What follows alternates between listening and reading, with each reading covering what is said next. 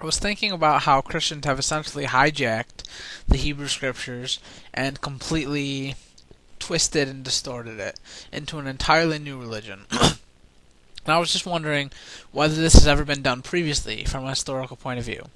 Perhaps it has, but it just seems like such an unusual thing to happen. I can't really imagine it happening, at least with any amount of success, like the amount which Christianity has had. I mean, think about what they did. They distorted passages from the Jewish scriptures to make it seem as if their leader was the God of the Tanakh in the flesh. The same God that said he wasn't a man. They wrote the story of this man and fleshed it out with additional writings, including writings from the false apostle Paul. And they just added it onto the Jewish scriptures. They didn't even attempt to disguise it by simply saying it was just another book that should be added to the canon, such as another prophetic book or writing. But they actually went so far as to call it the New Testament, implying that the so-called Old Testament was no longer applicable. They used this new text to entirely abandon the religion of the scriptures that they attempt to use to prove their leader to be Messiah and God. An entirely new religion is created. Does no one else think that this is absolutely crazy?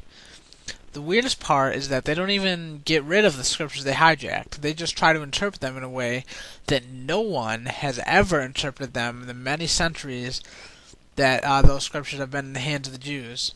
So, firstly, I was just curious if there were any other examples of this happening in history. And the second point I would like to make is, imagine if this were to happen today with Islam. Some guy were to come around and take passages from the Quran and try to say that it predicted the coming of a new prophet. And this guy who was claiming to be the foretold prophet actually claimed to be Allah himself. I wish I knew more about Islam so I could drive this point home more than I am. But unfortunately I haven't read the Quran and I don't know an awful lot about the laws of Islam. I'd like to change that. In theory, I'm planning on reading the Quran. But anyways, let's say that this guy said that the 5 daily prayers with prostration were nice, but they didn't fall under the moral code that God really cares about. Instead, we just had to show our submission to God by attending services once a week, and this would suffice. Fasting for Ramadan is nice and all, but it's really unnecessary. No need in making our lives any more difficult. Instead, we just had to feel bad for the people who are starving in the world, and that's really the obligation. And they recorded this guy's teachings who taught this stuff and added it on to the Quran, calling the Quran old and obsolete. Yet still saying that it was, at its time, inspired and necessary, but now obsolete. And then, this religion actually caught on. Since the Muslims weren't accepting the Prophet, there came a huge anti-Islamic sentiment, including the killings of many Muslims in the name of the guy who claimed to be Allah.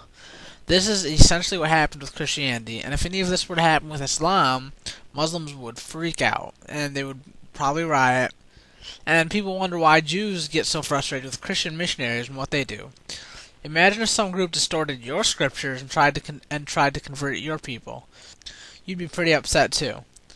And all of this should really make you think, why should we listen to some guy who comes around and says, sure, the message you received was valid, but its time has passed and we now have a new revelation.